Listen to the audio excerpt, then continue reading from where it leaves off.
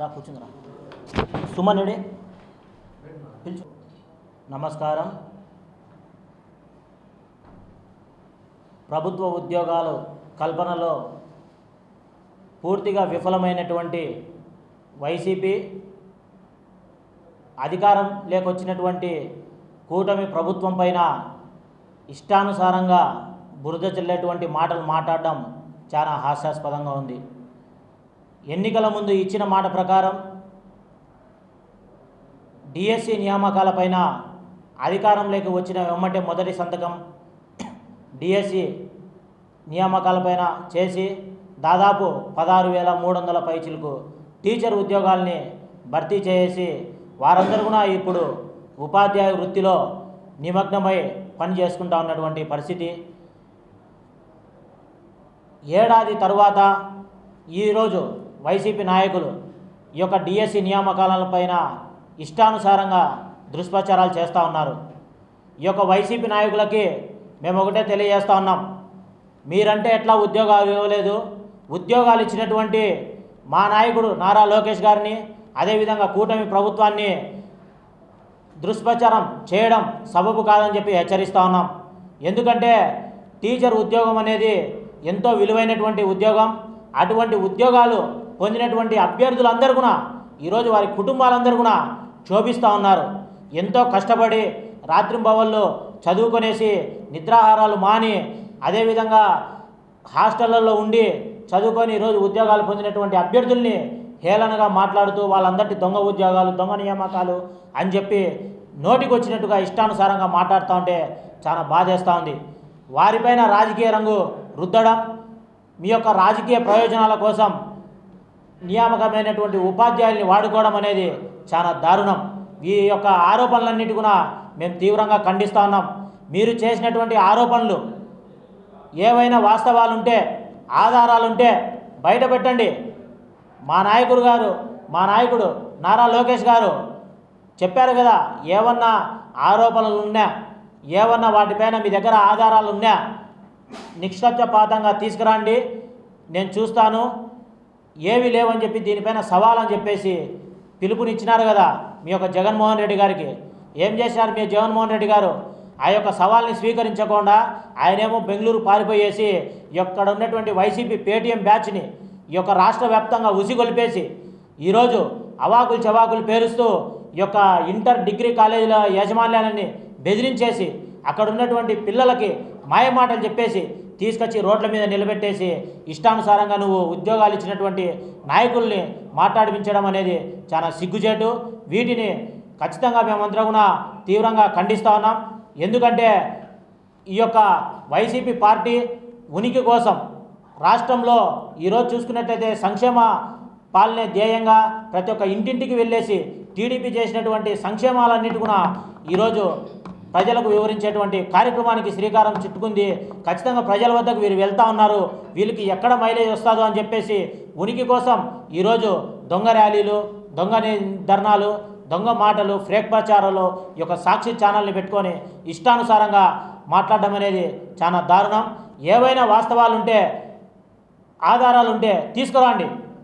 లేని పక్షంలో ఈ యొక్క ప్రజలకు, అదేవిధంగా డిఎస్సి క్వాలిఫై అయినటువంటి ఉపాధ్యాయులకు బహిరంగంగా ఈ యొక్క వైసీపీ నాయకులు క్షమాపణ చెప్పాలని చెప్పి మేము డిమాండ్ చేస్తూ ఉన్నాం.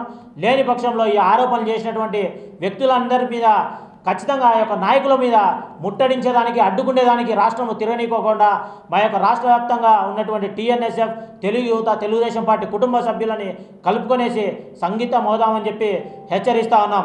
అదేవిధంగా ఈ యొక్క వైసీపీ నాయకులకి ఏమాత్రం చిత్తశుద్ధి ఉంటే గత 5 ఏళ్ల వైసీపీ పాలనలో ఏం నియామకాలు ఇచ్చారు? జాబ్ క్యాలెండర్ ఒకటన్నా ఇచ్చారా? అదేవిధంగా అధికారంలోకి వచ్చినటువంటి కూటమి ప్రభుత్వం దాదాపు 16,000 పైచిలకు టీచర్ ఉద్యోగాలు అయితేనేమి, అదేవిధంగా 6,100 కానిస్టేబుల్ ఉద్యోగాలు, 820 గ్రూప్ 2 ఉద్యోగాలు నియామకాలు చేసింది. అదేవిధంగా జాబ్ క్యాలెండర్ కూడా దాదాపు 10,000 ఉద్యోగాలతో ఇచ్చేసి ఈరోజు నిరుద్యోగుల ముఖాల్లో చిరునవ్వులు నింపుతూ ఉంది. అటువంటి ప్రభుత్వాన్ని మీ యొక్క ఉనికి కోసం ఈరోజు ఇష్టానుసారంగా మాట్లాడితే చూస్తూ ఊరుకోవడానికి ఈ యొక్క రాష్ట్రంలో ప్రజలేం సిద్ధంగా లేరని చెప్పి తెలియజేస్తూ ఉన్నాం. ప్రజా ఆగ్రహానికి ఇప్పటికే చెవి చూసేసి 151 నుంచి 11కి జగన్మోహన్ రెడ్డి గారు పరిపోయారు. ఇప్పుడు ఆ 11 కూడా నిలబెట్టుకునేటువంటి స్థితిలో లేకపోవడంతో ఈ యొక్క అసత్య ఆరోపణలకి దిగజాడడం అనేది చాలా బాధాకరం. ఏదన్నా ఉంటే రాజకీయ విమర్శలు ఉంటే రాజకీయాలుగా ఎదుర్కోండి, అంతేగాని ఎంతో కష్టపడి సాధించినటువంటి ఉపాధ్యాయులను అడ్డు పెట్టుకొని ఇటువంటి తప్పుడు ఆరోపణలు చేయడం అనేది చాలా బాధాకరం. వెంటనే ఈ యొక్క డిఎస్సిగా ఎవరైతే సెలెక్ట్ అయినటువంటి ఉపాధ్యాయులు ఉంటారో వారికి బహిరంగంగా క్షమాపణ చెప్పాలని చెప్పి ఈ యొక్క వైసీపీ నాయకులని డిమాండ్ చేస్తూ ఉన్నాం. అదేవిధంగా మీరు చేసేటువంటి ర్యాలీలు, ధర్నాలు ఎక్కడన్నా ప్రజలకు కానీ నిరుద్యోగులకు కానీ ఉపయోగపడేటట్టు ఉండాలా, అంతేగాని ఉద్యోగాలు ఇచ్చినారని చెప్పి ర్యాలీ చేయడం చాలా సిగ్గుచేటు. దీనిని మళ్ళీ మా నారా లోకేష్ గారు రాజీనామా చేయాలంట. అసలు కొంచెమన్నా బుద్ధి ఉందా? ఎందుకు రాజీనామా చేయాలా? డిఎస్సి రిక్రూట్మెంట్ జరిపేసి ఉద్యోగాలు ఇచ్చినందుకు రాజీనామా చేయాలన్నా?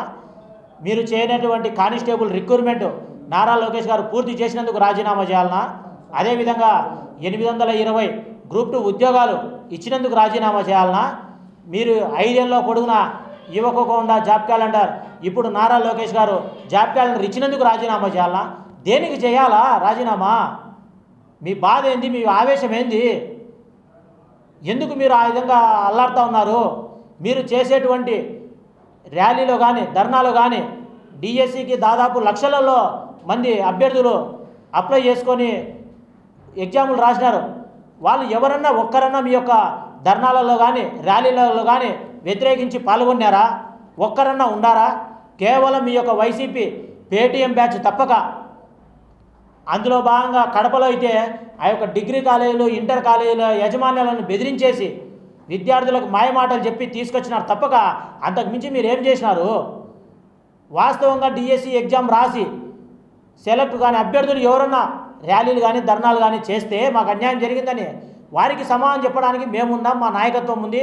స్వయాన చీఫ్ సెక్రటరీ కానీ ఐఏఎస్లు కూడా కూర్చొని సమాధానం చెప్పినటువంటి దౌర్భాగ్యం ఈ రాష్ట్రంలో నెలకొల్పేటట్టు ఈ యొక్క వైసీపీ నాయకుల ఆరోపణలు చూస్తే చాలా బాధాకరంగా ఉంది. అంత క్లియర్ కట్గా ఒక ఐఏఎస్ ఆఫీసర్లు మీటింగ్ పెట్టేసి క్లియర్ కట్గా ఆధారాలతో చూపించినప్పటికీ కూడా వీళ్ళకు కళ్ళకు కనపరుస్తున్నాయో చెవులకు వినపస్తున్నాయో లేదో అర్థం కావడం లేదు. ఎంటమ్మటి ఈ యొక్క వైసీపీ నాయకులకి కంటి చూపు పరీక్షలు చేపించాలా, అదేవిధంగా చెవిటి పరీక్షలు చేపించేసి మరి ఒకసారి ప్రజెంటేషన్ వేసి వాళ్ళకు చూపిస్తే కనుక వీళ్ళకి అర్థమవుతుందో లేదో, లేకపోతే ఉనికి కోసం ఈ రకంగా చేస్తూ ఉన్నారో అర్థం కావడం లేదు. ఈ యొక్క దుష్ప్రచారంలో మానుకొనేసి ఏదైతే ఆరోపణలు ఉపాధ్యాయులపైన చేసినారో వారికి బహిరంగంగా క్షమాపణ చెప్పాలని చెప్పి టీఎన్ఎస్ఎఫ్గా డిమాండ్ చేస్తాం.